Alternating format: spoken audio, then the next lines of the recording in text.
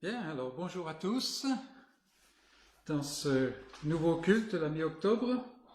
Alors on a un petit peu diminué à cause des vacances, mais bon, quand même, c'est important. Nous allons commencer par une lecture de simplement 2 versets. C'est dans les psaumes, c'est peut-être pas la peine d'y tourner, simplement écouter, dans le psaume 32, mais les 2 premiers versets qui nous montrent quel est l'état du vrai croyant, même dans ce monde hostile, parce qu'il est un enfant de Dieu. Donc c'est David qui dit « Heureux celui à qui la transgression est remise, à qui le péché est pardonné. Heureux l'homme à qui l'Éternel n'impute pas l'iniquité, et dans l'esprit duquel il n'y a point de fraude. » Et nous savons que l'apôtre Paul reprend ce passage pour montrer quelle est la justification par laquelle Dieu rend ou amène l'homme dans une position de justice. C'est la justification qui est en Christ seul, et qui s'obtient par la foi que Dieu donne. Je vous invite à vous courber devant le Seigneur pour prier. Seigneur notre Dieu, nous sommes de nouveau réjouis d'être réunis en ton nom, d'être autour de ta parole, d'être les yeux fixés sur toi, à attendre d'entendre ta voix et à pouvoir passer du temps, Seigneur, dans l'assemblée des saints, à pouvoir contempler toute la merveille, l'ineffabilité de ton dessein que tu as accompli en Jésus-Christ, et que tu continues d'accomplir en vertu de cette œuvre de Christ, le médiateur, que tu continues d'accomplir chaque jour en envoyant de par le monde ta parole et en l'accompagnant de la puissance et de l'action de ton Saint-Esprit. Seigneur, nous venons vers toi parce que nous avons besoin de toi. Tu nous connais, nous avons besoin de toi pour le salut et nous avons besoin de toi pour tout, à chaque instant, à chaque minute, à chaque seconde. Mais tu es un Dieu qui est proche en Jésus-Christ, comme ta parole le dit. Tu t'es approché de nous. Et dans ta grâce, Seigneur, tu nous as fait entendre l'Évangile. Dans ta grâce, tu nous as donné la capacité de saisir cet Évangile. Et par ton Esprit, Seigneur, tu nous as donné la vie qui libère, cette vie de Christ, qui libère et qui fait s'élever au-dessus de ce pauvre monde. Te prions, Seigneur, sortir d'une semaine avec tous les aléas, au milieu d'un monde hostile, au milieu d'un monde où nous sommes étrangers, si nous t'appartenons. Et Seigneur, quelle joie de venir vers toi. Et en ce jour de soleil, nous voyons que les anciennes terreurs, les anciennes grisailles sont passées, et par ton œuvre, l'œuvre que tu as accomplie en ton Fils, par ton Fils et par ton Esprit, Seigneur, toutes choses pour le croyant sont passées, toutes choses sont désormais nouvelles, et nous te louons, Seigneur, pour cette nouvelle humanité. Nous attendons ce jour où la terre telle que nous la connaissons, les cieux tels que nous les connaissons passeront, et de nouveaux cieux, de nouvelles terres seront intronisés, où régnera la justice. Et Seigneur, ce n'est que la limitation de notre humanité, encore touchée par le péché, qui fait que nous ne bondissons pas de joie à la pensée de ces choses. Seigneur, combien nous considérons ceux qui sont déjà partis comme bienheureux, parce qu'ils ne luttent plus contre le péché, parce qu'ils n'ont plus ils ne sont plus attachés à cette terre, mais qu'ils sont morts dans la glorieuse espérance de la résurrection. Ô Seigneur, hâte ce jour, nous te prions, et à cet effet, envoie ta parole aujourd'hui d'une manière particulière, alors qu'elle sera annoncée dans de nombreux endroits. Fais que ce soit un jour de naissance spirituelle, où tes élus entendront la voix du berger. Et donne-nous d'entendre cette voix aussi à chacun d'entre nous qui te connaissons, que tu connais, Seigneur, car ta parole nous dit que nous aimons parce que tu nous as aimés le premier. Ô notre Dieu, sois béni, tu es glorieux, et donne-nous de communier avec toi, d'adorer ton nom et de communier les uns avec les autres, car nous te demandons à Jésus-Christ. Amen. Amen. Bien, notre premier cantique ce matin se trouve au début de notre livre, le numéro 11. Heureux celui de qui Dieu, par sa grâce et les erreurs et les fautes, efface. C'est un cantique qui reprend ce psaume dont nous avons lu passage, un cantique qui a été composé il y a très longtemps et qui nous montre que cette foi passe au-dessus des années, des époques et des cultures. Chantons le numéro 11.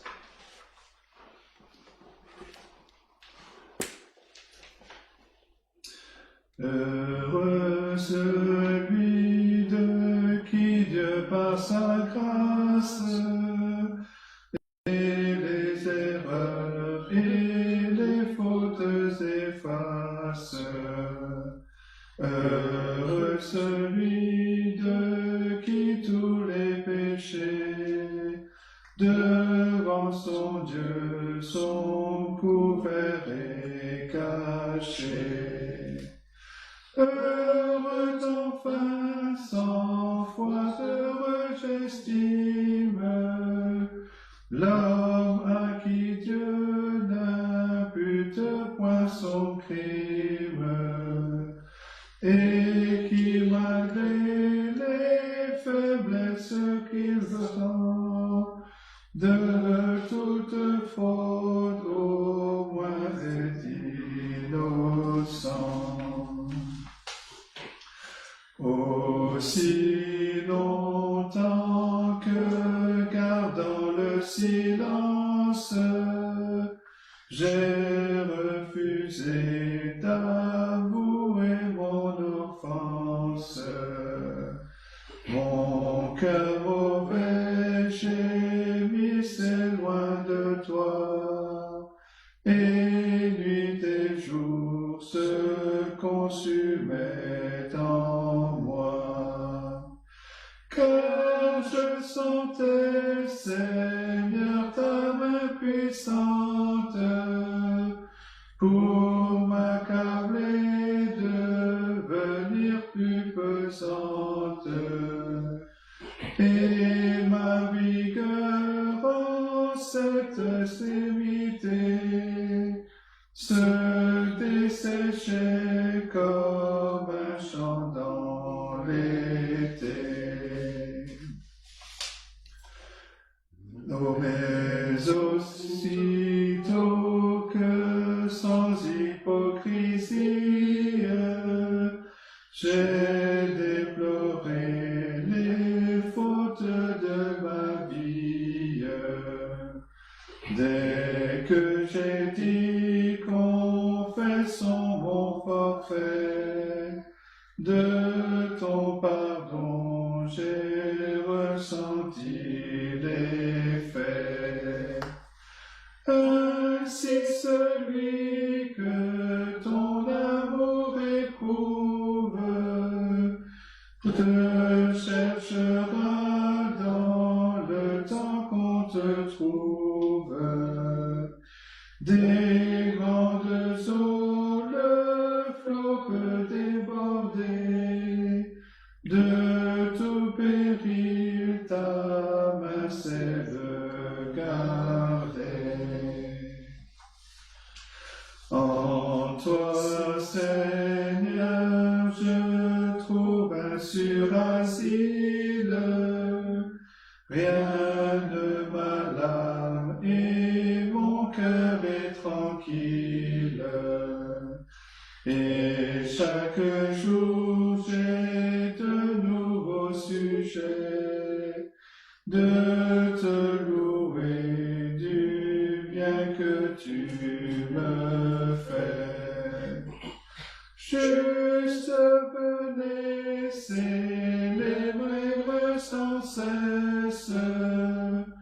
Exaltez-le par des chants d'allégresse, et qu'à jamais ceux qui sont droits de cœur trouvent leur joie à bénir le Seigneur.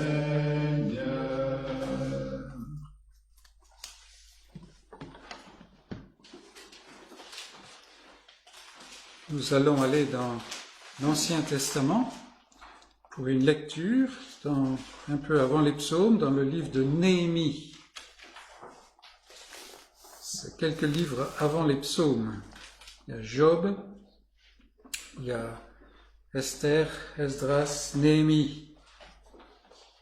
Parce que Néhémie, c'est un des livres historiques qui rapporte des moments qui se passent au retour de l'exil. Et cette semaine, je pensais à ce passage dans les psaumes, je n'ai pas la référence en tête, mais qu'il dit que ton peuple sera plein de bonne volonté au jour de ta puissance. C'est un verset qui est difficile à traduire.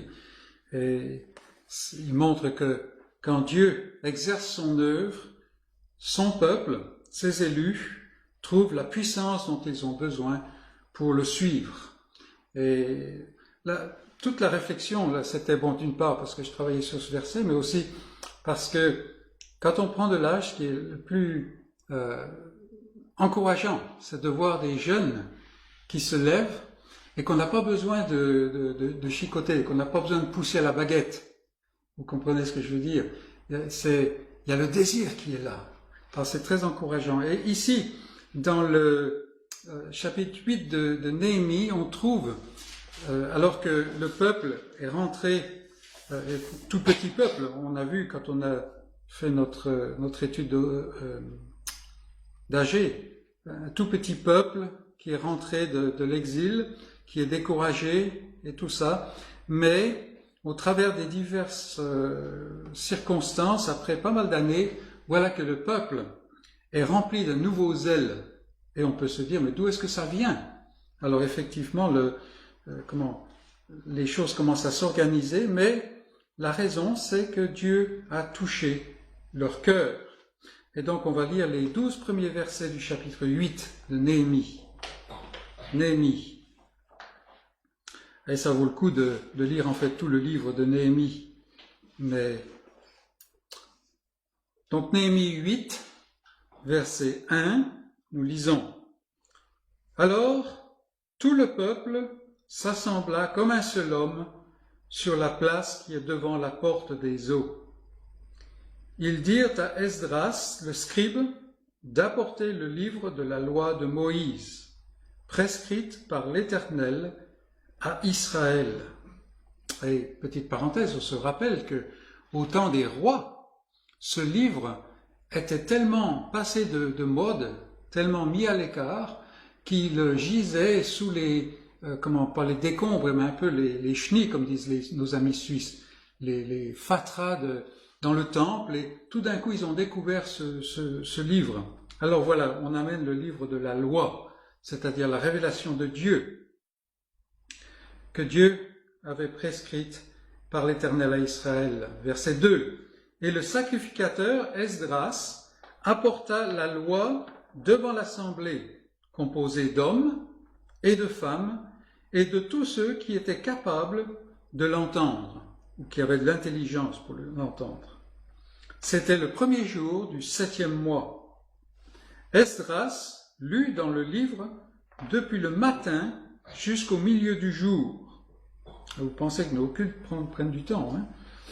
Sur la place qui est devant la porte des eaux, en présence des hommes, des femmes et de ceux qui étaient capables de l'entendre. Tout le peuple fut attentif à la lecture du livre de la loi. Esdras, le scribe, était placé sur une estrade de bois, dressée à cette occasion. Auprès de lui, à sa droite, se tenaient Matithia, Shema, Anaja, Uri, Ilkija et Maaseja. Et à sa gauche, Pédaja, Miskaël, Malkija, Hashum, Ashbadana, Zacharie et Meshulam. Esdras ouvrit le livre à la vue de tout le peuple, car il était élevé au-dessus de tout le peuple. Et lorsqu'il l'eut ouvert, tout le peuple se tint en place. Esdras bénit l'Éternel, le grand Dieu. Et tout le peuple répondit en levant les mains, Amen, Amen. Et ils s'inclinèrent et adorèrent l'Éternel, le visage contre terre. Josué, Bani, Chérébia, Jamin, Akub, Shebetaï, Odija, Maaseja, Kilita, Azaria, Josabad, Anan, Pélaja et les Lévites expliquaient la loi au peuple. Révélation. Et chacun restait à sa place. Ils lisaient distinctement dans le livre de la loi de Dieu, et ils en donnaient le sens pour faire comprendre ce qu'ils avaient lu. Verset 9. Néhémie, le gouverneur, Esdras, le sacrificateur et le scribe, et les Lévites qui enseignaient le peuple, dirent à tout le peuple, « Ce jour est consacré à l'Éternel votre Dieu. Ne soyez pas dans la désolation et dans les larmes, car tout le peuple pleurait en entendant les paroles de la loi. » Ils leur dirent, « Allez, mangez des viandes grasses et buvez ce qui est doux, et envoyez des portions à ceux qui n'ont rien de préparé, car ce jour est consacré à notre Seigneur. Ne vous affligez pas, car la joie de l'Éternel sera votre force. » Les Lévites calmaient tout le peuple en disant, « Taisez-vous, car ce jour est saint, ne vous affligez pas. » Et tout le peuple s'en alla pour manger et boire, pour envoyer des portions et pour se livrer à de grandes réjouissances, car ils avaient compris les paroles qu'on leur avait expliquées. Et ici, nous avons un réveil de la foi dans le peuple, le petit peuple de Juda qui est retourné, mais en même temps, derrière, on a le filigrane du salut. Le salut vient quand on comprend ce qu'il y a dans la parole, quand on comprend ce qu'il y a dans la révélation de Dieu. Il y a un temps où on s'en afflige. Les Israélites voyaient à travers toute la révélation de l'Ancien Testament, ils voyaient tous leurs manquements par rapport à ce que Dieu voulait et la de ces jugements que eux avaient connus dans la captivité, mais au contraire, en revanche, il fallait se réjouir car le passé est passé. Et souvent, le croyant, le jeune croyant va s'affliger en disant « mais qu'est-ce que j'ai fait ?» et soudain il voit ses péchés tels que Dieu les voit, peut-être pour la première fois, n'est-ce pas? Avant, ses péchés l'ennuyaient, lui gâchaient la vie, mais maintenant ils sont contre Dieu et il s'afflige. Mais le jour de la puissance de Dieu n'est pas un jour d'affliction, mais un jour de joie, un jour qui est consacré, qui est séparé, qui est mis à part à l'Éternel, notre Dieu. Et la joie de l'Éternel sera notre force. Donc réjouissons-nous en l'Éternel, et je vous propose de chanter le numéro 15 dans nos cantiques, dans nos recueils de cantiques. Numéro 15, encore un cantique du passé, que Dieu se montre seulement, et l'on verra dans un moment abandonner la place. Le camp des ennemis, épars, épouvanté de toutes parts, fuira devant sa face. C'est une reprise du psaume 68. Donc le numéro 15.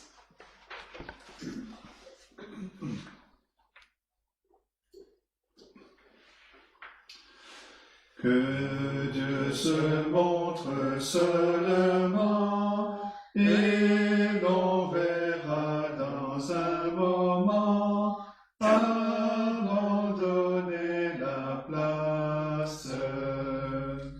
Le camp des ennemis épars, épouvanté de toutes parts, fuira devant sa face.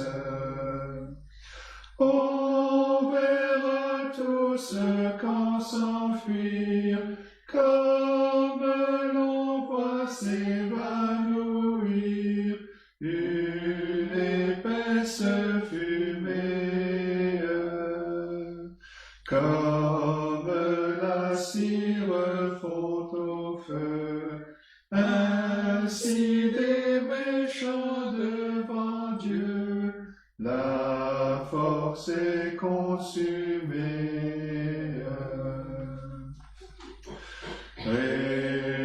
Réjouissez-vous devant lui, il est des orphelins l'appui, le défenseur, le Père.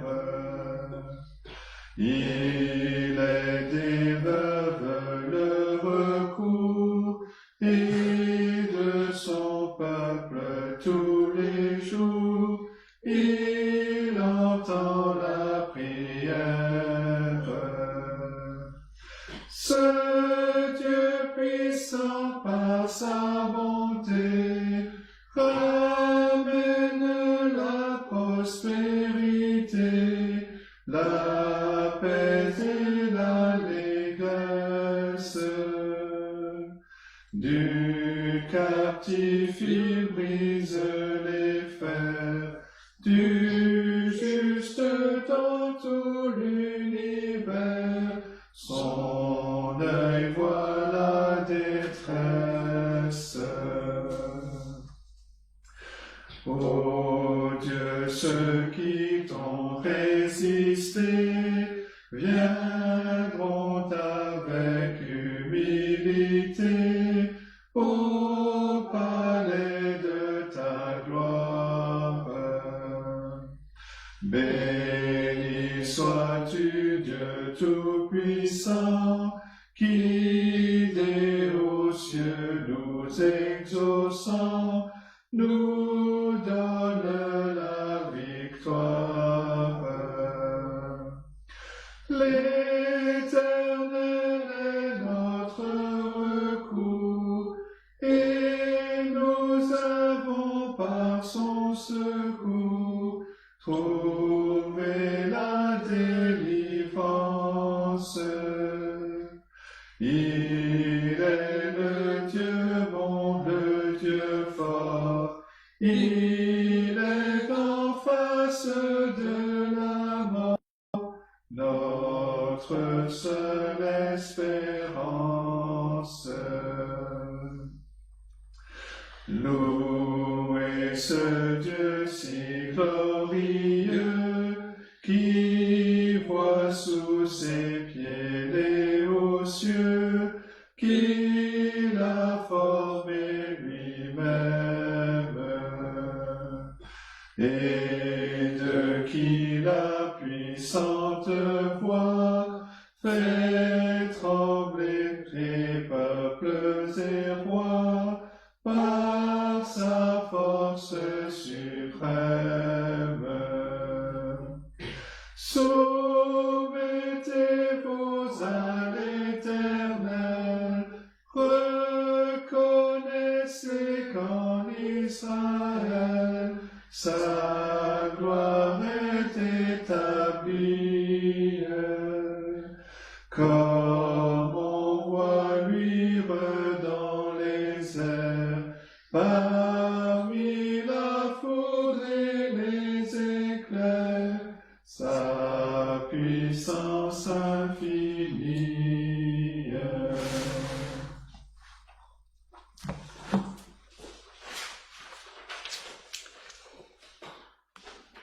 Notre deuxième lecture ce matin est prise dans le Nouveau Testament de la première épître aux Corinthiens, chapitre 9.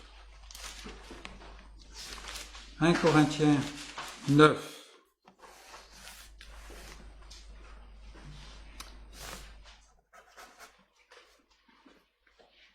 Et quelquefois, nous regardons en arrière et nous pensons à ceux qui nous ont précédés, peut-être des maîtres de stage, des gens comme ça, et qui étaient devenus des modèles pour nous. Et on aimerait savoir quelle est la force qui les occupait, qui les habitait, qui était en eux, qui les motivait. et voir un petit peu quel était le ressort qui était derrière ce que nous avons vu faire. Et ici, Paul montre cela dans ce passage-là. Et c'est intéressant de le voir, ce grand apôtre. Enfin, nous, on dit grand apôtre, lui ne voyait pas ça comme ça. Mais qu'est-ce qui était derrière une vie tellement consacrée au Seigneur? Et donc, à partir du verset 15, nous allons lire jusqu'à la fin du chapitre. Donc, 1 Corinthiens, chapitre 8. Vous savez que j'allais me tromper. Chapitre 9, voilà, verset 15. Pour moi, je n'ai usé d'aucun de ces droits, les droits des apôtres. C'est-à-dire que celui qui œuvre doit vivre de son œuvre. Il a utilisé l'Ancien Testament qui disait « Tu n'emmuselleras pas le bœuf qui moud le grain. » Pour moi, je n'ai usé aucun de ces droits d'apôtre. Et ce n'est pas afin de les réclamer en ma faveur que j'écris ainsi. En fait, il défend son apostolat. Car j'aimerais mieux mourir que de me laisser enlever ce sujet de gloire. Si j'annonce l'Évangile, ce n'est pas pour moi un sujet de gloire, car la nécessité m'en est imposée, et malheur à moi si je n'annonce pas l'Évangile. Si je le fais de bon cœur, j'en ai la récompense. Mais si je le fais malgré moi, c'est une charge qui m'est confiée. Quelle est donc ma récompense? C'est d'offrir gratuitement l'Évangile que j'annonce, sans user de mon droit de prédicateur de l'Évangile.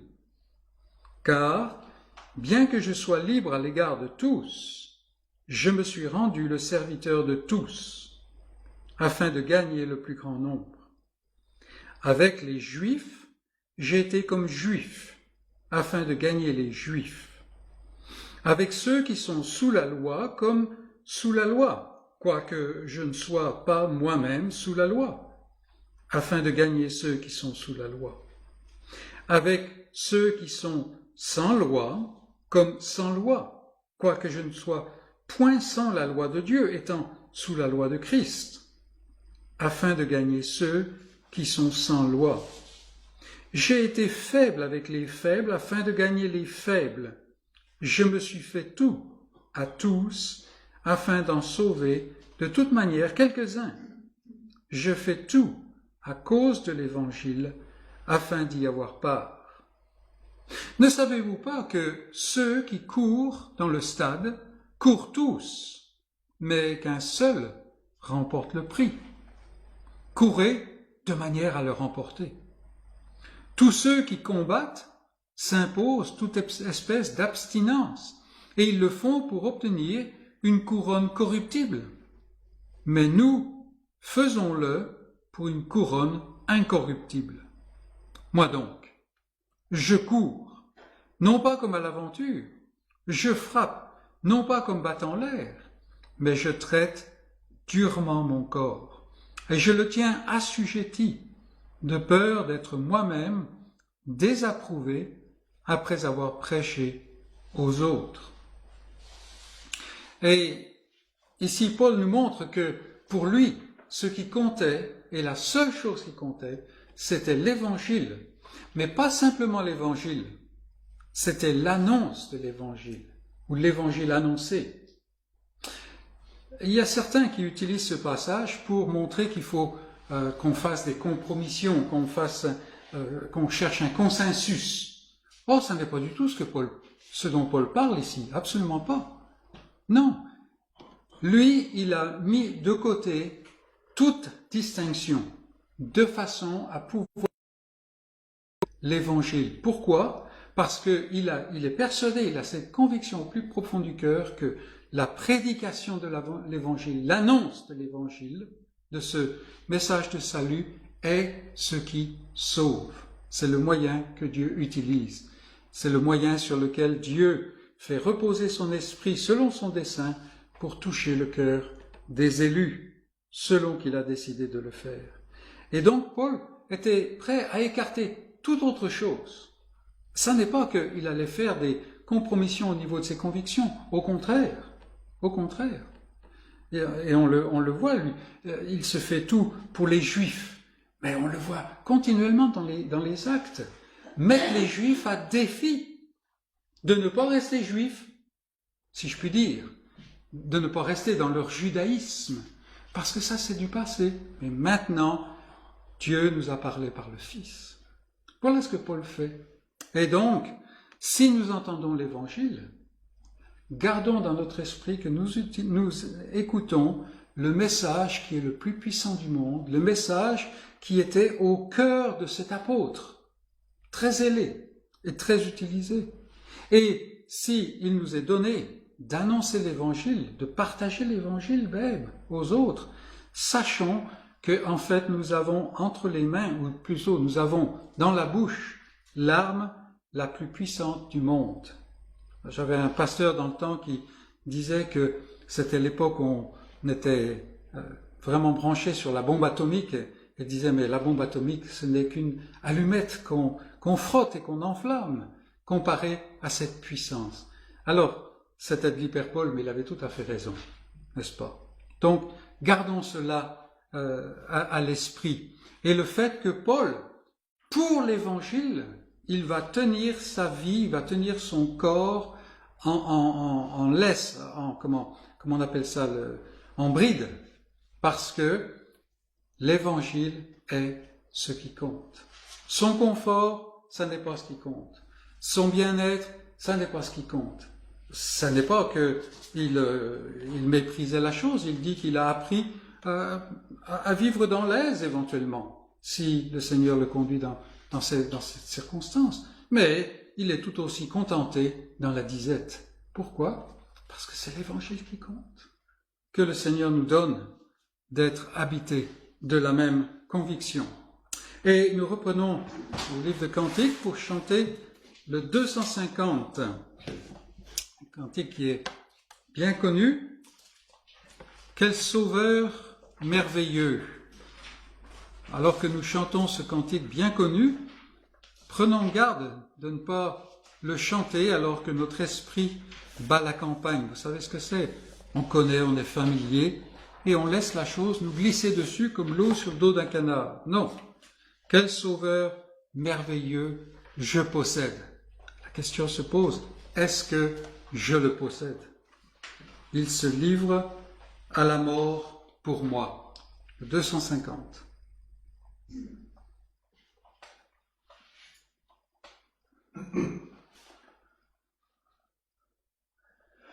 Quel sauveur merveilleux je possède, il se livre à la mort pour moi, et sa vie innocente il la cède, en souffrant sur l'infâme bois, attaché à la croix pour moi, attaché à la croix pour moi.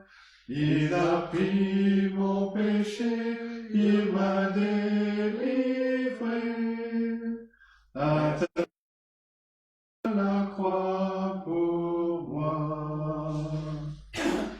Il renonce à la gloire céleste, il se charge de mes douleurs. Sa parole infaillible m'atteste que je trouve en lui mon sauveur. Attaché à la croix pour moi, attaché à la croix pour moi. Il a pris mon péché, il m'a délivré, attaché à la croix pour moi. Il est ressuscité plein de gloire,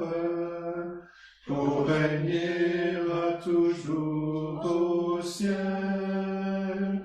Il revient et j'attends sa victoire avec mon bonheur éternel. Attaché à la croix pour moi, attaché à la croix pour moi. Il a pris mon péché, il m'a délivré, attaché à la croix pour moi. Et avant que nous refermions trop tard les recueils, tournons-nous vers le 67. Celui qui a été attaché, c'est l'agneau. Et il est sur son trône. À l'agneau, sur son trône, apportons la couronne. Numéro 67.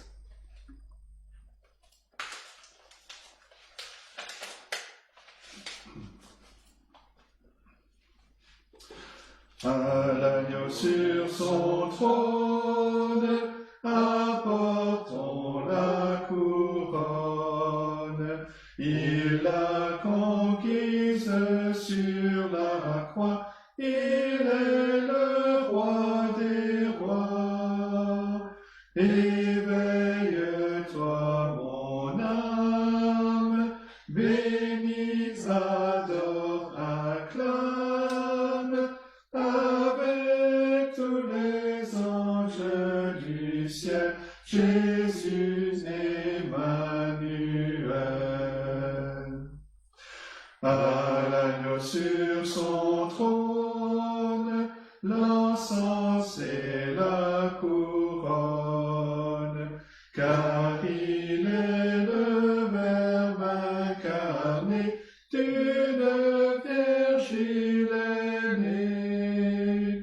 Ô sagesse profonde, le Créateur du monde, pour vaincre le mal triomphant, s'est fait petit enfant. Il eut la croix pour trône, l'épine pour couronne, mais le Père a glorifié son Fils crucifié. Ô Prince de la vie, la mort est asservie. Au-delà tombe il est monté, Christ est ressuscité. À l'agneau tous les trônes et toutes les couronnes, il est le Maître souverain, les temps sont en sa main. Rendons l'honneur suprême à celui qui nous aime et qui revient victorieux pour nous ouvrir les cieux. Et avant le message, je vous invite à courber dans la prière. Seigneur Dieu, tendre Père, nous célébrons cet agneau que tu as envoyé, cet agneau que tu as toi-même immolé, bien que ce soit par la main des impies. Et par cet agneau, Seigneur, tu accomplis ton dessein. Tu as déchiré le voile de séparation. Tu as renversé ce mur de séparation, si bien que maintenant ton peuple peut venir avec les psaumes et les mélodies et la louange et l'adoration dans ta présence, avec assurance, sachant que, étant acquitté, aucun ne subit la condamnation. Seigneur, nous venons à ta parole et nous mesurons combien ce temps est solennel, car Seigneur, nous pouvons écouter sans rien bénéficier. Seigneur, nous pouvons écouter et ta parole peut susciter même à l'intérieur de nous tant de rébellion, de choses de la terre que nous pouvons passer à côté. C'est pourquoi, Seigneur, nous t'implorons que par ton Saint-Esprit, tu souffles sur cette parole qui est annoncée par un noble qui est faible comme nous, qui est écoutée par des hommes et des femmes et des enfants qui sont faibles, qui sont de la terre. Mais Seigneur, ton esprit n'est pas de la terre. Souffle, fais souffler ton esprit, touche les cœurs, transforme-nous de gloire en gloire, car nous te le demandons en Jésus-Christ. Amen.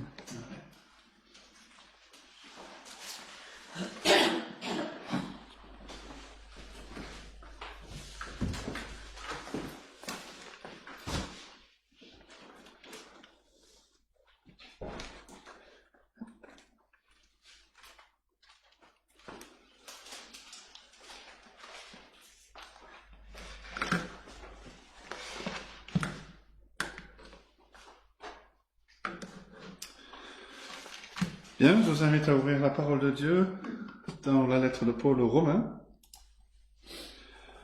Romains chapitre 14.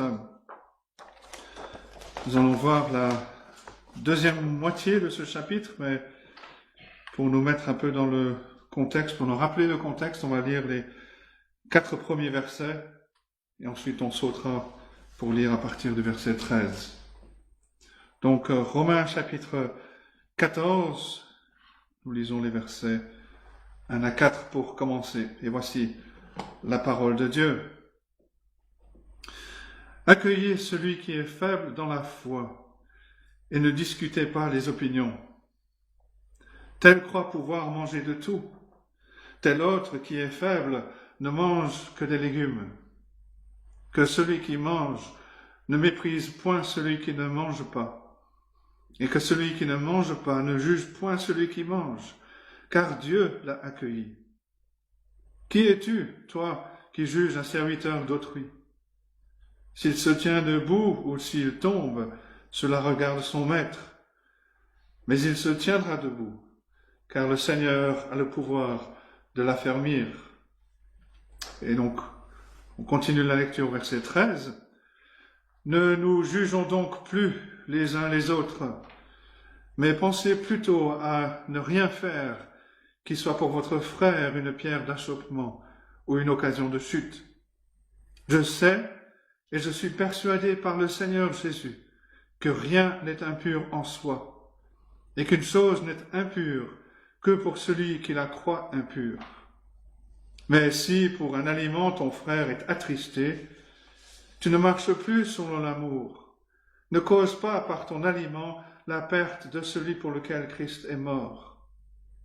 Que votre privilège ne soit pas un sujet de calomnie, car le royaume de Dieu, ce n'est pas le manger et le boire, mais la justice, la paix et la joie par le Saint-Esprit. Celui qui sert Christ de cette manière est agréable à Dieu et approuvé des hommes. Ainsi donc, recherchons ce qui contribue à la paix et à l'édification mutuelle. Pour un aliment, ne détruis pas l'œuvre de Dieu. En vérité, toutes choses sont pures, mais il est mal à l'homme, quand il mange, de devenir une pierre d'achoppement.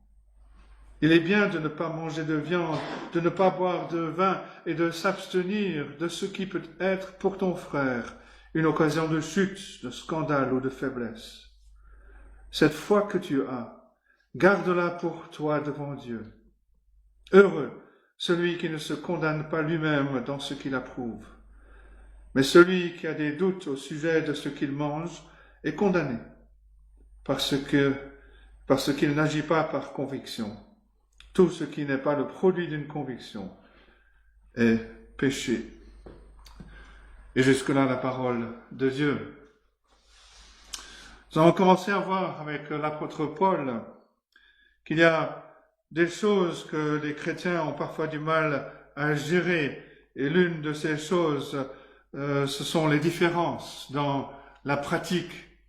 Et pour aborder cette question, l'apôtre Paul a commencé cette section, chapitre 12, dans les premiers versets, en nous exhortant à nous donner au Seigneur sans réserve, à offrir nos corps comme un sacrifice vivant pour le Seigneur, et d'avoir nos vies transformées par le renouvellement de l'intelligence. Et Paul nous a déjà emmenés dans différents domaines pour nous montrer qu'une compréhension claire de l'Évangile transforme la vie pratique, la vie chrétienne pratique. Et Paul est arrivé à cette section qui commence au chapitre 15 et qui va nous emmener pratiquement jusqu'à la fin du chapitre, qui commence au chapitre 14 pour nous emmener pratiquement jusqu'à la fin du chapitre 15. Paul est arrivé à cette section avec une préoccupation qui l'anime non seulement pour l'église à Rome, mais pour d'autres églises. Paul est préoccupé par ce principe de l'unité dans l'église, l'unité dans la communauté chrétienne. Paul n'est pas intéressé par une conformité superficielle ou une conformité extérieure, mais par une unité de cœur. Et un des points principaux que Paul souligne ici, c'est que l'unité chrétienne, la communion du peuple de Dieu, ne dépendent pas de nous qui serions d'accord sur chaque application pratique. Notre unité, souligne l'apôtre Paul, est en Christ. Nous avons été unis à Christ. Nous avons été incorporés dans l'Église, dans l'épouse de Christ, à des moments différents, à des âges différents, à des vitesses différentes. On ne saisit pas tous la totalité de l'Évangile de façon instantanée quand on devient chrétien. On vient à comprendre comment l'Évangile se traduit en pratique dans nos vies à des vitesses différentes.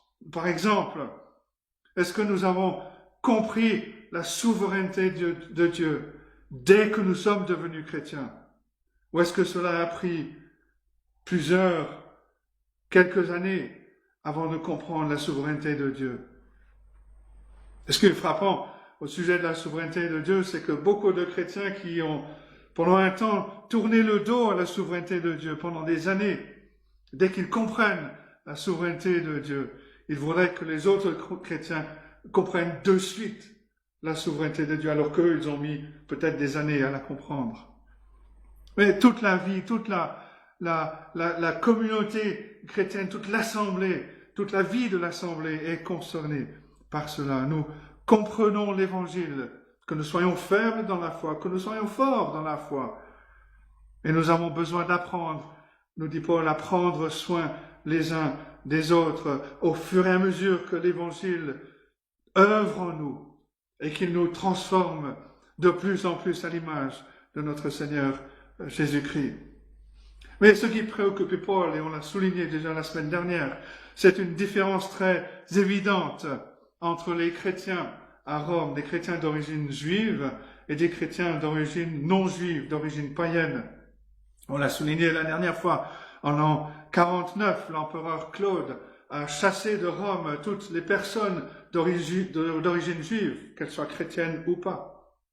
Cette église à Rome était composée jusque-là majoritairement de personnes d'origine juive, et lorsque ces chrétiens d'origine juive ont pu revenir à Rome des années plus tard, ils ont vu que l'évangile avait progressé, que l'église était maintenant composée majoritairement de chrétiens qui n'étaient pas d'origine juive. Et Paul veut il veut traiter cette différence dans la pratique qui a le potentiel de causer une division profonde, voire même de détruire l'Église. Et c'est important pour nous d'être au clair au sujet de la question à laquelle s'adresse Paul. Paul s'adresse à une question de conscience.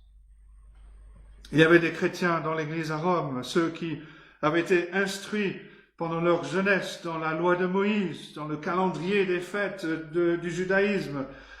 Pour eux, manger une sorte de viande, une viande qui n'était pas cachère, c'était quelque chose que leur conscience ne pouvait pas tolérer. Parce qu'ils avaient été instruits, ils avaient été éduqués, enseignés qu'il ne fallait pas manger ce genre de viande. Il fallait que la viande soit cachère. Ils avaient aussi été éduqués à se conformer au calendrier des fêtes juives. Les faibles dans la foi, dans l'Église, pensaient que c'était mal de manger de la viande qui n'était pas cachère. Mais en même temps, ils se sentaient obligés de distinguer, de faire la différence entre les jours. D'autres, dans l'assemblée, se sentaient libres de manger, de boire sans se poser de questions. Ils se sentaient libres de considérer tous les jours comme étant égaux. Et on peut voir la tension qui peut facilement être créée dans l'assemblée. Et que si on ne s'adresse pas à cette tension, elle peut amener à la division dans l'Église. C'est pas quelque chose qui est réservé au XXIe siècle, ça existait déjà dans les églises du 1er siècle. Et Paul traite donc cette question des différences. Il faut être clair, c'est pas une question de salut. Au sujet de ce que le Seigneur Jésus-Christ a fait, comment on devient chrétien, comment on appartient à Christ. Paul s'adresse à tous ceux qui sont à Rome, qui sont unis à Christ dans la foi, des frères, des sœurs en Christ, qui croient tout ce qu'il a dit dans les 11 premiers chapitres. La question n'est pas non plus une question de préférence. Ah, toi tu aimes ça, moi je préfère ça. Non, c'est une question de conviction. Mais notez aussi que ces questions sont des questions d'importance secondaire. Le problème, c'est que la controverse au sujet de ces questions peut devenir de première importance. Et c'est là le problème. Les questions d'importance secondaire au sujet du manger, du boire, des jours à observer, sont poussées vers une première place, une place de première importance. Et ils deviennent capables de diviser, voire de détruire l'Église. Et toute l'approche de Paul consiste à souligner que les questions de seconde importance ne doivent jamais être considérées comme condition première à la communion fraternelle. Paul dit au fort, accueillez celui qui est faible, ne cherchez pas à les remettre à l'endroit. Non, accueillez-les tout simplement. Et c'est ce qui est le plus difficile pour le fort à qui Paul adresse ses remarques, mais c'est aussi difficile pour le faible, qui serait prompt à juger et à condamner le fort pour son attitude. Et pour beaucoup d'entre nous, je dirais même la totalité d'entre nous, qui ne passons pas directement de la régénération à la glorification, nous avons en nous cet instinct qui nous pousse à vouloir corriger les autres.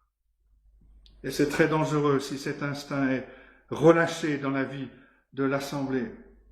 Paul nous donne ce merveilleux conseil d'accueillir les faibles, de ne pas discuter des opinions, d'honorer une motivation qui est sérieuse, qui est consciencieuse, de comprendre que le frère fait ces choses parce que le frère veut rendre gloire au Seigneur Jésus-Christ. Et en comprenant que le faible fait ces choses pour le Seigneur, on comprend alors aussi qu'il se tient ou il tombe devant le Seigneur et non pas devant nous. Son maître, c'est le Seigneur Jésus-Christ, ce n'est pas nous. Et quand on arrive donc à cette deuxième partie du chapitre, qui commence au verset 13, Paul nous donne ce qu'on pourrait résumer sous trois résolutions que nous ferions bien d'écrire sur nos cœurs comme étant les implications de l'Évangile. La première résolution, être déterminé à ne jamais être une pierre d'achoppement pour un autre croyant. Être déterminé à ne jamais être une pierre d'achoppement pour un autre croyant. Paul, c'est intéressant de le noter, Paul fait allusion au groupe auquel il appartient et se décrit comme étant faisant partie des forts. On l'a cité déjà la dernière fois au chapitre 15 et verset 1, il dit « Nous qui sommes forts, nous devons supporter les faiblesses de ceux qui ne le sont pas. » Ici, au chapitre 14, verset 14, il dit « Je sais et je suis persuadé par le Seigneur Jésus que rien n'est impur en soi. » Et c'est le principe central. Rien n'est impur en soi. Et là, bien sûr, il fait allusion à l'enseignement du Seigneur Jésus-Christ. La fonction pure-impure a été consommée dans l'œuvre accomplie par le Seigneur Jésus-Christ. Il n'y a plus cette distinction entre un aliment pur et impur. On peut manger de tout. Tout est pur en soi. Alors bien sûr, il y a des choses que nous ne voulons pas manger, que d'autres, dans d'autres parties du monde, raffolent. Mais le chrétien est libre de manger de tout. Et c'est ce que l'apôtre Paul est en train de dire ici. Mais, dit Paul, même si cela est vrai, je suis conscient de mes frères, de mes sœurs qui avancent à un rythme différent, qui viennent d'arrière-plans différents. Et quand il y a ce genre de différence, quand des personnes avancent à des rythmes différents, c'est ma responsabilité de ne jamais mettre une pierre d'achoppement sur leur chemin. C'est plus important, dit Paul, c'est plus important que l'exercice de ma liberté. En fait, on le sait déjà en lisant les Actes des Apôtres, que les croyants avancent à des rythmes différents. Même les apôtres eux-mêmes avançaient à des rythmes différents. Jésus a enseigné qu'on pouvait manger de tout. Les apôtres ne mangeaient pas de tout. Rappelez-vous cette vision que Dieu a donnée à l'apôtre Pierre pour qu'il soit prêt à aller dans la maison de Corneille, un non-juif. Quand Pierre a vu ces animaux, ces oiseaux, alors qu'il dormait sur le toit de la maison de Simon le tanneur, qu'il a entendu la voix de Dieu venant du ciel lui dire « Pierre, lève-toi, mange !» Pierre a répondu « Mais non, jamais de la vie !» Je suis un croyant juif cohérent. Je ne mange pas ce genre de choses. Un certain temps après la Pentecôte, qui avait amené cette nouvelle ère dans laquelle juifs et non-juifs seraient réunis dans l'Évangile, Simon-Pierre était toujours en train de résister aux implications de l'Évangile. Était possible pour Pierre de prêcher le sermon en acte 2 sans avoir compris les implications de l'Évangile dans la pratique. Et donc c'est avec cet arrière-plan que Paul est très sensible à la personne qu'il décrit comme étant le frère plus faible. Et on a dit que c'était souvent aussi un frère qui pense avoir une conscience forte, une conscience aiguë. La conscience de Pierre était forte. Quand Dieu s'adresse à lui, qui lui dit de se lever, de manger, Pierre dit non, jamais. Jamais de la vie. C'est la réponse de quelqu'un qui a une conscience forte, mais c'est aussi la réponse de quelqu'un qui a une foi faible. L'Évangile n'a pas entièrement pénétré cette foi. Mais remarquez ce que Paul dit. Ensuite, verset 14, « je suis persuadé par le Seigneur Jésus que rien n'est impur en soi, qu'une chose n'est impure que pour celui qui la croit impure. » Est-ce que cela veut dire que c'est nous qui décidons ce qui est pur et ce qui est impur, que nous sommes les arbitres de nos propres décisions? Non. Ce que Paul est en train de dire ici, c'est que si je suis convaincu dans ma conscience qu'une chose est impure, alors pour moi cette chose est réellement impure. Il rajoute au verset 15, « Soyez sûrs de ne pas pousser un frère, une sœur à agir contrairement à sa conscience. » Par contre, ce que nous sommes appelés à faire sur le long terme, nous sommes appelés à avoir nos consciences pleinement instruites et libérées par l'Évangile.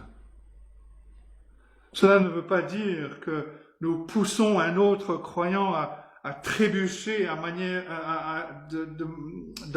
agissant de manière contraire à l'Évangile. Mais nous voulons être pleinement instruits et connaître la liberté de l'Évangile, la liberté en Christ. Paul dit au verset 15, « Mais si pour un aliment ton frère est attristé, tu ne marches plus selon l'amour. » Et le principe là est très simple. L'amour pour le frère l'emporte sur tout plaisir que l'on peut avoir dans la liberté que nous avons en Christ. Il y a une genre de hiérarchie. Ce qui compte le plus dans ma liberté de faire ceci ou de faire cela, c'est de poser la question, est-ce qu'en agissant ainsi, je prouve mon amour pour mon frère ou ma sœur en Christ? À la fin du verset 15, Paul rajoute, « Ne cause pas par ton aliment la perte de celui pour lequel Christ est mort. » Paul est en train de dire que ce n'est pas seulement un principe de notre amour pour l'autre, mais c'est un principe d'être fixé sur l'amour de Christ. L'amour de Jésus-Christ pour le frère plus faible m'interdit de faire quoi que ce soit qui aurait le potentiel de causer sa ruine spirituelle. Et Paul dit au verset 16 que votre privilège ne soit pas un sujet de calomnie, ou on peut le traduire d'une autre manière, que ce qui est bien pour vous ne devienne pas pour d'autres une occasion de dire du mal de vous. Paul est en train de dire ici, si j'insiste sur mes droits, si je me vante de mes libertés, alors je déshonore le Seigneur Jésus-Christ. Parce que dans cette merveilleuse déclaration, Paul dit que l'Évangile n'est pas le manger et le boire, mais la justice, la paix et la joie par le Saint-Esprit. Soit dit en passant, c'est le verset avec lequel Martin Lloyd-Jones a terminé sa série de prédications sur cette lettre aux Romains au bout de 15 ans. Mais Paul nous dit ici que nous sommes libres en ce qui concerne les régimes, en ce qui concerne les jours, mais nous ne sommes pas libres de provoquer le trébuchement d'un frère ou d'une sœur et de détruire sa conscience. Et donc, celui qui dit que sa liberté ne sera pas une pierre d'achoppement pour son frère ou pour sa sœur en Christ, c'est celui qui a le sens des priorités. Verset 18, celui qui sert Christ de cette manière est agréable à Dieu et approuvé des hommes.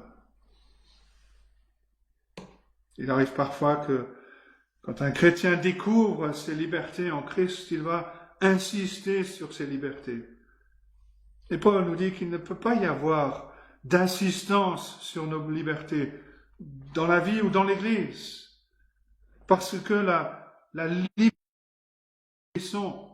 nous a été donnée pour que nous aimions les frères et les sœurs en Christ, pour devenir leurs serviteurs, parce que c'est exactement ce que le Seigneur Jésus-Christ a fait pour nous. Il s'est fait notre serviteur pour notre salut. Quelle serait notre situation aujourd'hui si le Seigneur Jésus-Christ avait insisté sur ses droits? Alors quand l'Évangile vient nous toucher, dans ce contexte où les chrétiens sont en désaccord sur certains aspects pratiques, l'Évangile nous appelle à un service, comme le service du Seigneur Jésus-Christ, envers ceux que nous considérons comme étant faibles dans la foi. Voilà donc la première implication, la première résolution, être prêt, résolument déterminé, par la grâce de Dieu, à ne jamais être une pierre d'achoppement pour un autre croyant. Sinon, nous mettons en danger la communion fraternelle dans l'Assemblée. La deuxième résolution, être déterminé à toujours chercher à encourager et non à faire trébucher. Être déterminé à toujours chercher à encourager et non à faire trébucher. On voit cela dans 9 à 21 pour les chrétiens, ce qui contribue à la paix et à l'édification mutuelle. Pour un ne détruit pas l'œuvre de Dieu. Si, comme au verset 17, Paul dit que le royaume de Dieu est la paix est la priorité dans la vie de l'Assemblée. Et je vais poursuivre l'Assemblée, ce qui va promouvoir la paix pour le bien de l'Assemblée, pour l'encouragement et l'édification des croyants. On a encore un aperçu très utile que Paul nous donne. Non seulement je prends la résolution que par la grâce de Dieu, je ne serai plus une pierre d'achoppement pour mon frère ou ma sœur, mais je prends aussi la résolution que par la grâce de Dieu, je devienne un moyen d'encouragement, d'édification pour mon frère ou ma sœur en Christ. Parfois, dans ce genre de situation, on va dire, oui, mais il y a rien de mal avec ce que je fais. Mais la question dans ce contexte, c'est pas une question de bien ou de mal, mais est-ce que cela encourage mon frère? Est-ce que cela encourage ma sœur? Est-ce que cela va les aider? Est-ce que cela va les édifier? Paul souligne cela au verset 19. Et il fait la même chose à plusieurs reprises dans sa lettre aux Corinthiens, dans une situation différente, mais il souligne des choses similaires, parce que l'Évangile résout différents problèmes de la même manière. La résolution, c'est de décider de vivre pour édifier mon frère, ma sœur en Christ. Et vous voyez les résultats de cela, l'implication et la conséquence de cela. Quand ça, c'est la perspective qui dirige ma vie. Alors j'ai cessé de me focaliser sur moi-même. J'ai cessé de penser je dois vivre pour moi, je dois vivre pour mes libertés, je peux vivre ma vie comme je veux. Non. Le Seigneur Jésus-Christ a fait de moi un serviteur des autres. Comme Paul l'a souligné, on a en Corinthiens chapitre 8, et verset 1, la connaissance enfle, mais l'amour édifie. C'est vrai individuellement, c'est aussi vrai en tant qu'assemblée. Si nous avons des grosses têtes remplies de théologie, mais des cœurs appauvris, avec peu d'amour, nous sommes dans une situation spirituelle préoccupante. Paul dit à ses croyants à Rome, voilà, je vous ai confié cette lettre à vous, et à personne d'autre. Imaginez que nous soyons la seule église à Chalon à qui Paul a écrit cette lettre. On serait en train de faire le tour de Chalon, de la région, de demander, mais quelle est la lettre que vous avez reçue? Nous avons reçu Romain. Ils seraient excités comme des gamins, parce qu'il y a tellement de connaissances dans cette lettre. Mais le but de cette connaissance, c'est de nous enseigner comment nous aimer les uns les autres de tout notre cœur. C'est ce dont Paul parle. On peut faire essentiellement deux choses avec nos pieds. On peut faire trébucher un autre croyant. Ou alors on peut donner un coup de pied dans la pierre d'achoppement pour la faire disparaître de notre vie et ne plus être une occasion de chute pour le frère ou la sœur. Et donc, nous sommes face à ce choix. M'adapter aux scrupules d'un frère ou d'une sœur en Christ et chercher à les édifier.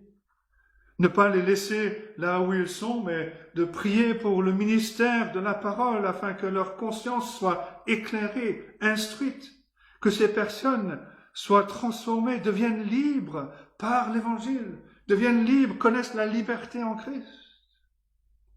Ou alors je peux ignorer les scrupules de mon frère ou de ma sœur et lui mettre mon poing sur le visage alors qu'il est déjà à terre. Je dois donc me poser 2 questions. Est-ce que je suis prêt à détruire l'œuvre de Dieu pour de la viande, pour un aliment? Est-ce que je vais faire trébucher mon frère ou ma sœur sur le plan spirituel? Et Paul dit, d'une certaine manière, au verset 14, que c'est bon de se sentir libre sur ces questions. Je suis persuadé par le Seigneur Jésus que rien n'est impur en soi. Mais il y a un domaine où on n'est pas libre. Nous ne sommes pas libres de faire trébucher un frère ou une sœur en Christ. Première résolution, ne jamais être une pierre d'achoppement pour un autre. Deuxième résolution, chercher à encourager et non à faire trébucher le frère ou la sœur. Troisième résolution, être déterminé à jouir de notre liberté sans nécessairement exercer notre liberté. Être déterminé à jouir de notre liberté sans nécessairement exercer notre liberté. C'est le point qu'il souligne dans les versets 22 et 23. Cette foi que tu as, garde-la pour toi devant Dieu. Heureux celui qui ne se condamne pas lui-même dans ce qu'il approuve. Mais celui qui a des doutes au sujet de ce qu'il mange est condamné, parce qu'il n'agit pas par conviction. Et le mot là, c'est le même mot que le mot au verset 22, le mot foi. Tout ce qui n'est pas le produit d'une conviction, d'une foi, est péché. Ça veut dire que si je pousse un frère ou une sœur à agir contrairement à sa conscience, je contribue à sa chute spirituelle. Qu'est-ce que cela veut dire? Cela veut dire ceci, et c'est merveilleux. Je n'ai pas besoin d'exercer ma liberté pour en jouir. Je n'ai pas besoin d'exercer mes libertés pour en jouir. Par implication, cela veut dire, si je dois exercer mes libertés pour en jouir, alors je suis retombé en esclavage. J'ai perdu ma liberté spirituelle. Je suis devenu prisonnier des choses que je croyais être mes libertés. Si j'insiste pour exercer mes libertés, pour étaler, pour me vanter de mes libertés, je ne suis pas libre. Je suis devenu esclave. L'homme libre en Christ, la femme libre en Christ, est l'homme ou la femme qui est capable de jouir de sa liberté, tout en soumettant l'exercice de sa liberté aux besoins des autres croyants. La question pour nous, c'est est-ce que je suis prêt à m'abaisser autant? Est-ce que je suis prêt par amour pour un frère, pour une sœur en Christ, à dire je ne mangerai pas de viande ou d'un autre aliment si cela devient une occasion de chute pour mon frère ou ma sœur? Ce que Paul est en train de nous dire ici, c'est que les privilèges de notre communion sont des privilèges qui sont très grands, mais qui sont aussi très sensibles. Nous devons donc prendre la résolution de ne rien faire qui pourrait détruire la beauté de notre communion en Christ. Martin Luther, le réformateur, nous résume ainsi dans son traité de la liberté chrétienne. Il écrit « Le chrétien est l'homme le plus libre. Maître de toutes choses, il n'est assujetti à personne. » Et un peu plus loin, il dit « L'homme chrétien est en toutes choses le plus serviable des serviteurs. Il est assujetti à tous. » Il poursuit. Ces affirmations semblent se contredire, mais elles sont l'une et l'autre de l'apôtre Paul lui-même. « Bien que je sois un homme libre à l'égard de tous, dit-il en 1 Corinthiens 9, je me suis fait serviteur de tous. » Et en Romains 13, « Ne devez rien à personne, si ce n'est de vous aimer les uns les autres. » Or l'amour est serviable par nature, et il cède à celui qui est aimé. De même, bien que Seigneur de toute créature, Christ est né d'une femme. Il est venu se mettre sous la loi, tout à la fois libre et serviteur, tout ensemble en forme de Dieu et en forme de serviteur. Paul s'adresse donc à des chrétiens qui voulaient mettre d'autres chrétiens à l'endroit. Les questions étaient secondaires. Mais il y avait cet esprit qui était là, qui les poussait à vouloir remettre les autres à l'endroit. Et Paul dit une telle attitude manifeste un emprisonnement spirituel et non la liberté. Voilà donc le chapitre 14 en entier. Paul s'adresse à des croyants, à des chrétiens qui croient tout ce qu'il a dit dans les 11 premiers chapitres, mais qui ont des différences dans l'application pratique. Il a commencé à nous rappeler, à nous dire, prenez la résolution d'accueillir, de faire bon accueil aux autres croyants, parce qu'ils appartiennent à Christ. Prenez la résolution de reconnaître que Christ est le seul juge d'un autre croyant. Prenez la résolution de ne jamais mettre une pierre d'achoppement sur le chemin d'un autre croyant, mais cherchez à édifier plutôt qu'à faire trébucher. Prenez la résolution d'être capable de jouir de vos libertés que Christ vous a données, même si vous n'êtes jamais en position d'exercer aucune de ces libertés. C'est une question de cœur. Les régimes, les jours, ce sont des choses secondaires. Paul se préoccupe de notre cœur. Est-ce que notre cœur est fixé sur le Seigneur Jésus-Christ? Parce que c'est en lui que nous avons la communion. C'est en lui que nous sommes partis de son peuple. Est-ce que notre cœur est fixé sur le Seigneur Jésus-Christ? Que Dieu nous accorde la grâce à tous de pouvoir répondre oui à cette question. Que Dieu bénisse sa parole à nos cœurs ce matin. Amen.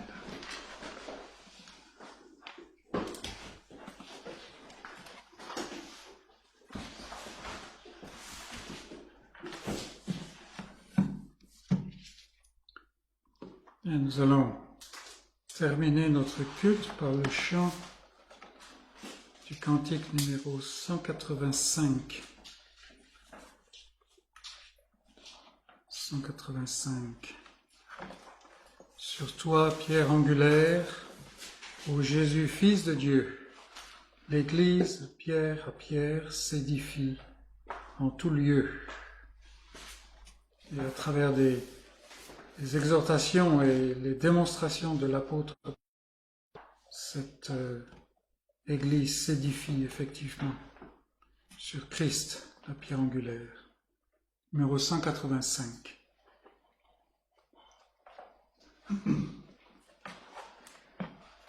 Sur toi, pierre angulaire, ô Jésus, Fils de Dieu, l'Église, pierre à pierre, s'édifie en tout lieu.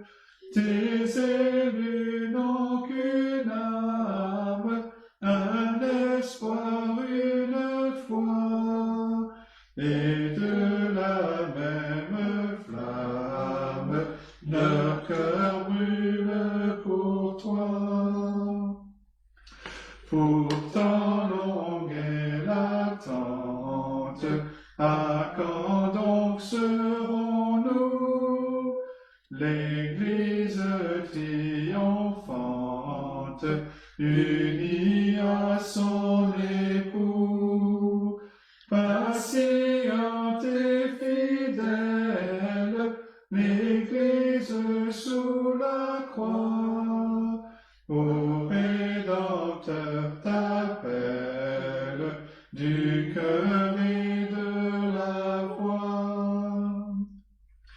Voici l'aube promise, tu viens, Seigneur, donner à ton Église l'ineffable bonheur. Lève-toi, race élue, nouvelle humanité, car voici sur la nue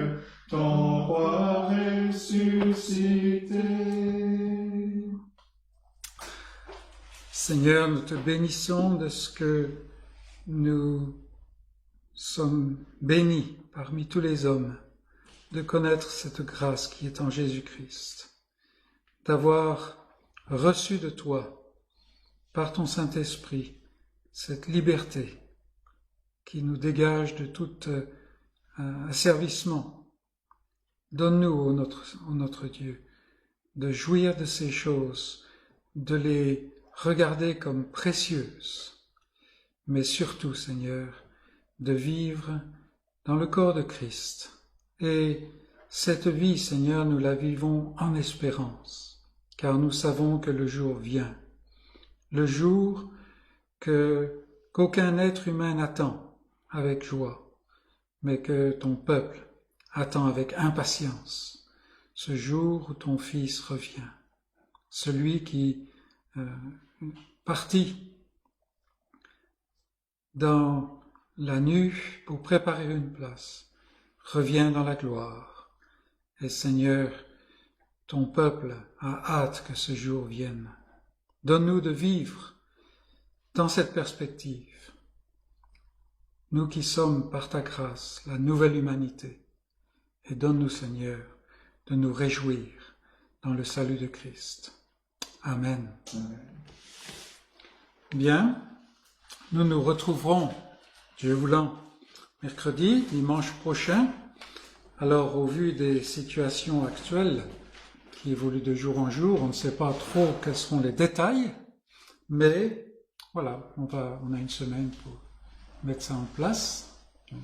On se rappelle que nous pouvons étudier la lettre de Paul aux Romains parce que Paul, bien que désireux d'aller à Rome, ne pouvait pas aller à Rome. Du mal sortit le bien. Alors il y a quelques mois, notre liberté a été quelque peu restreinte et le monde pense qu'on passe par une crise, et on passe par une crise. Mais combien la bénédiction s'est multipliée envers le peuple de Dieu. Alors il y a eu des frustrations, n'est-ce pas? Il y a eu des difficultés, mais le Seigneur nous donne d'être bénis en Christ, au-delà de ce qu'on pouvait même imaginer. Et voilà que maintenant, de nouveau, à cause de la recrudescence de ce virus, on a certaines libertés ou certaines restreintes qui sont conseillées pour le moment, peut-être imposées demain, qui sait. Regardons plutôt quelles sont les bénédictions que Dieu a en préparation pour nous. Bon dimanche et à dimanche prochain, Dieu voulant.